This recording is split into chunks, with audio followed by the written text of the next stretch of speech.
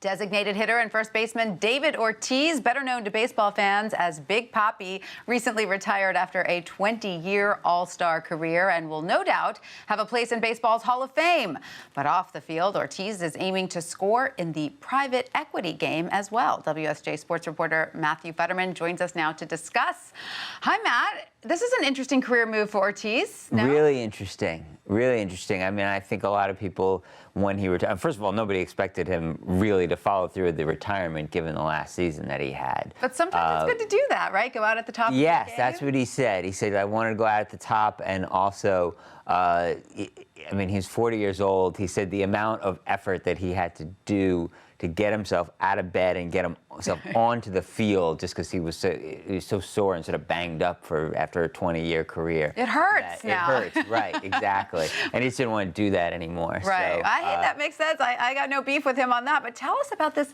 This is sort of an interesting turn for him, a move into private equity, no? Right. So he is a partner in what is called Dugout Ventures, and they're going to try and raise $50 million, and they're going to invest in sort of startup or early generation baseball equipment companies. And there's a number of baseball players who are involved with this, some Hall of Famers or future Hall of Famers, Nolan Ryan, Barry Larkin, Vernon Wells, Torrey Hunter, who probably won't be in the Hall of Fame, but had good careers themselves.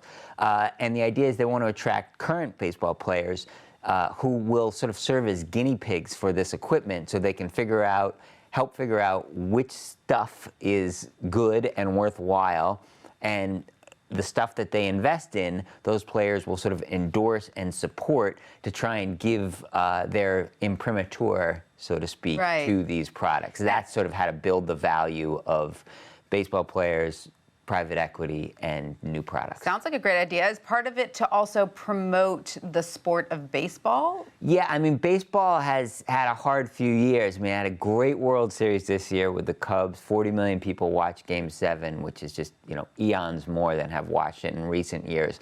But participation is down substantially in the last 10 years, from about more than 14 million kids playing to a little over 11 million, although it ticked up last year, but it's unclear. The long trend is down. Baseball shoe sales are down. So the idea, I mean, they feel like this is a way that they can be ambassadors for the sport, but also have money and have a private business interest in it as well. Well, we do know that sports stars who go off into the private equity world after retiring, there's a little bit of a mixed record there, right? Yeah, it's unclear. I mean, look, the typical thing that sports stars, did was, open up a bar and a sandwich shop. And, this sort of modern generation doesn't necessarily want to do that. Although Tiger Woods does have a restaurant down in Florida that he's apparently very enthusiastic about. But, Kobe Bryant recently launched a tech fund, a lot of fanfare, but it's pretty early to tell, how that's going to do. Curt Schilling had a video game studio that went bankrupt in 2012. David Robinson, the former basketball player, he's had a private equity fund that's mainly focused on real estate.